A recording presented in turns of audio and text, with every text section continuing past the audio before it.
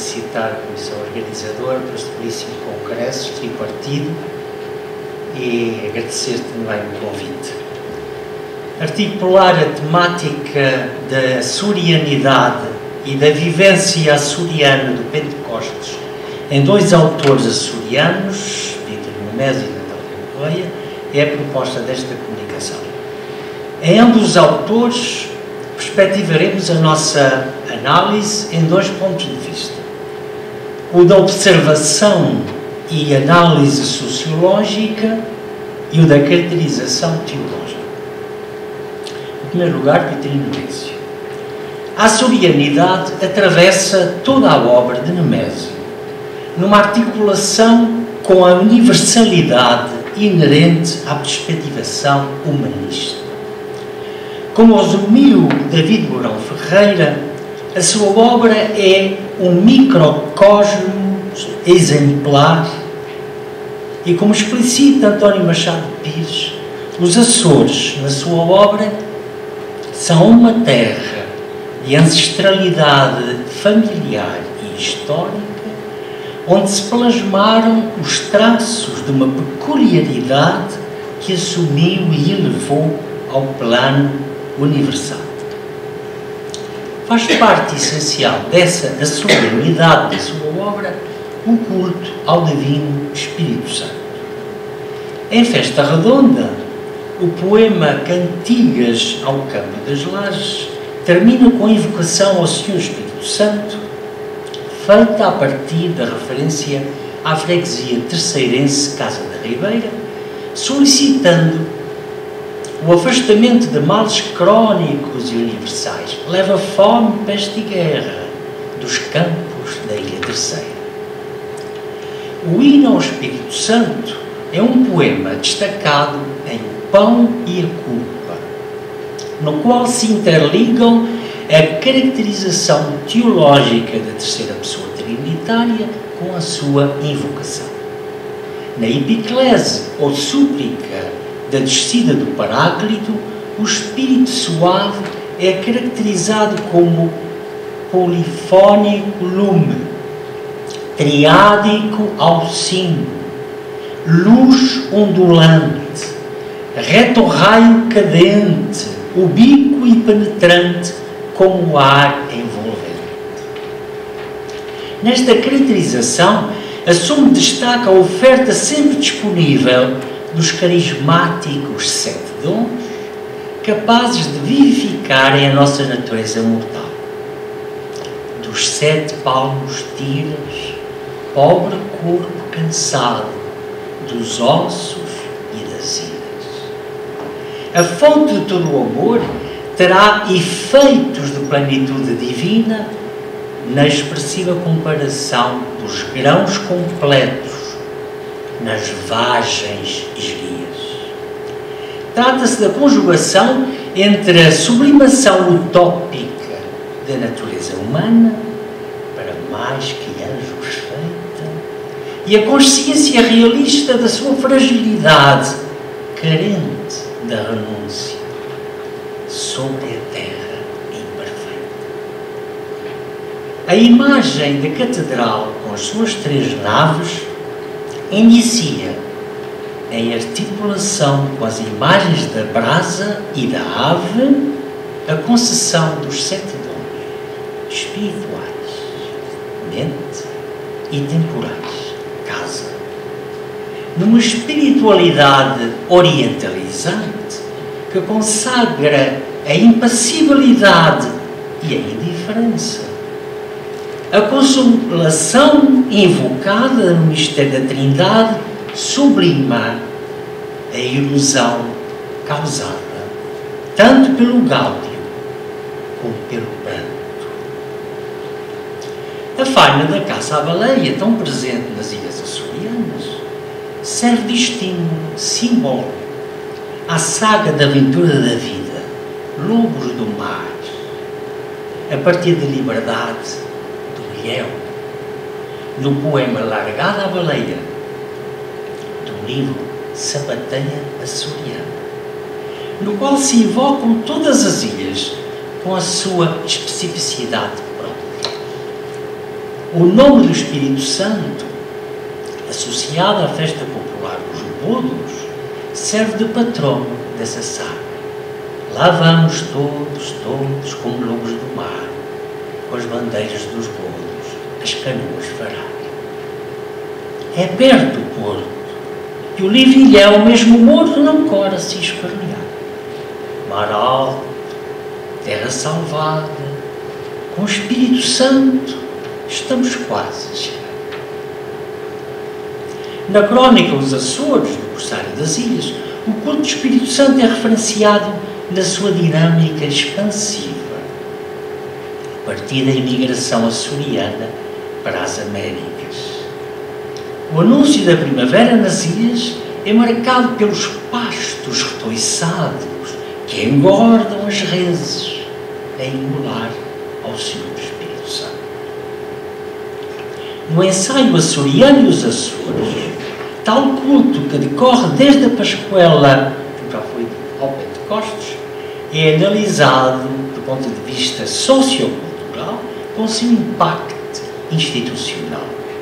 É uma verdadeira instituição social esta usança que a todas as ilhas se estende e tem a solidez e a eficácia de um município ou de uma comuna. O edifício arquitetonicamente original do chamado Império, evocando o poder espiritual, o teatro, por nele se representar uma tragédia mística, com bezerro imolado, pão de cabeça enfeitado de ervas cheirosas e uma compassaria de foliões, de pajens, de alferes e vereadores, que lembra a organização de uma comunidade medieval, é a marca simbólica dessa festa pagã, de um ruído e de uma cor que desnorteiam e deslumbram, mas com o seu fundo de caridade cristã, bem entendida, para lavar toda a mancha de profanidade desenvolta. Trata-se do exercício de fraternidade universal, patente no chamado bodo aos pobres e nas sopas do Espírito Santo partilhadas em toda a aldeia. Por outro lado, a sua sábia organização é claramente elogiada, com uma estrutura que não se espera das primeiras amostras exteriores. A demonstração é feita a partir da resistência histórica de tal festa aos seus opositores. Para demonstrar tal poder de ação, basta dizer que tem resistido a tudo, à penúria dos anos escassos de pão, como às disciplinas da Igreja, que, sempre ciosa do rigor litúrgico, em vão tenta quebrar o assomo inovador dos imperadores do Espírito Santo. Citei. O exemplo histórico é colhido no século XVIII, com a repressão exercida pelo bispo Dom Jerónimo de Teixeira Cabral contra o abuso litúrgico de Os Foliões, espetáculo considerado digno de Goya ou de Durero. O ensaísta conclui o comentário a este episódio com a conciliação prudente do bispo entre a ameaça repressora e a compreensão da dança inofensiva. E cito: ao ler as letras culminatórias, sempre Dom Jerónimo se me afigurou Santo Heriberto, arcebispo de Colónia, perdoando afinal aos míseros foliões a dança inofensiva. O capítulo 18 de Mau Tempo no Canal, com o título poético de No Tempo da Flor, já anuncia esta temática pentecostal, expressa no ensaio já citado. Num discurso combinado de pintura poética e profundidade histórico-sociológica, o romancista analisa as festas açorianas do Espírito Santo, implementadas pelos franciscanos, na sequência do renascimento da consciência da ação carismática da Igreja, num misto de sagrado e profano. O encanto sedutor da paisagem primaveril açoriana, transformando os mistérios vulcânicos em tapetes floridos, condensa as festas do divino a partir desse título rebuscado nos arcanos medievais das cantigas da Bíblia. As festas do Espírito Santo, cito, enchem a primavera das ilhas de um movimento fantástico, como se homens e mulheres, imitando os campos, florissem. Distinguindo entre a repressão teológica pastoral dos bispos de Angra e a fé cândida e tenaz da alma do açoriano, o historiador e o sociólogo acrescentam ao encantamento poético descrito a força do argumento etnológico e psicossocial. Em vão, os bispos de Angra, talvez lembrados do que deviam à sucessão de Dom Frei Jorge de Santiago e à sua douta luta pela dureza da fé e do culto nas sessões do Concílio de Trento, tentavam desterrar da religião insulana aquelas estranhas práticas. O Paráclito entre cílios e olhos de raparigas ardentes, o Veni Creator, cantado aos pés do transepto cheio de vestidos leves, o próprio abuso dos foliões, trajando a bopa e dançando a toque de caixa em plena capela mor, foi reprimido ao custo. A alma do Miguel é cândida e tenaz. Quer um Deus vivo e alegre. Chama-o à intimidade do seu pão e das suas ervas úmidas. Deus lhe perdoe.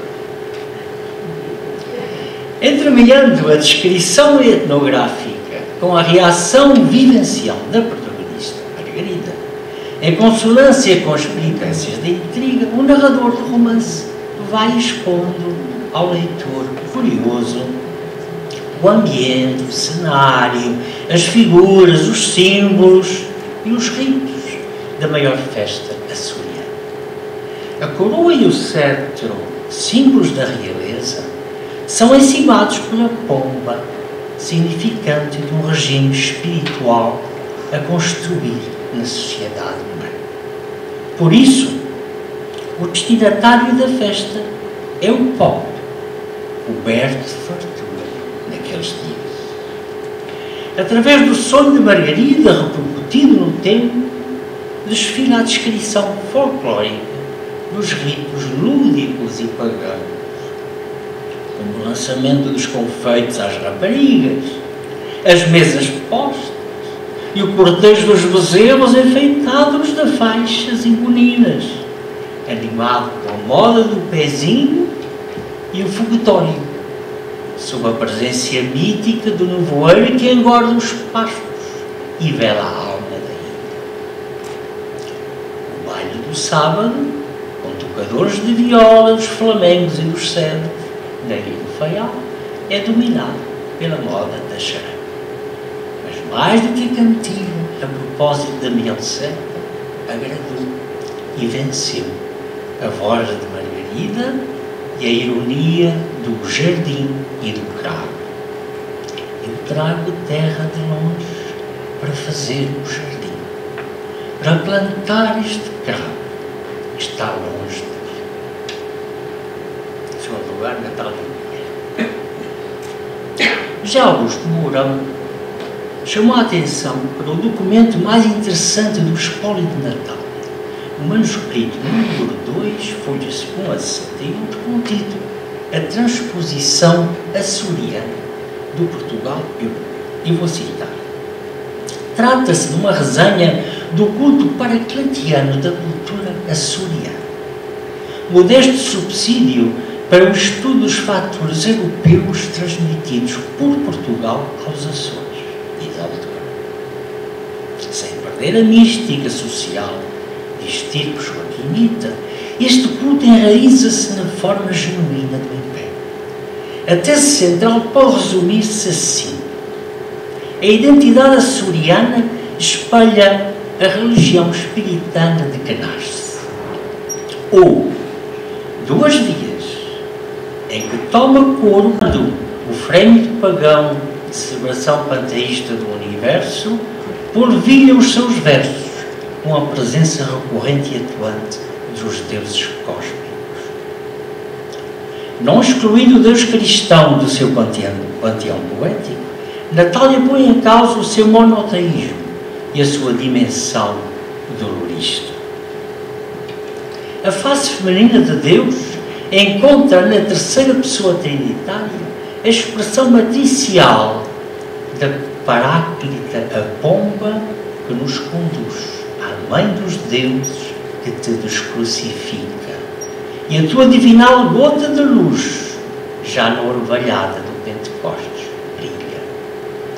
No equilíbrio antropomórfico dos géneros, a Trindade também se reparte entre a masculinidade e a feminilidade, entre a paternidade e a maternidade.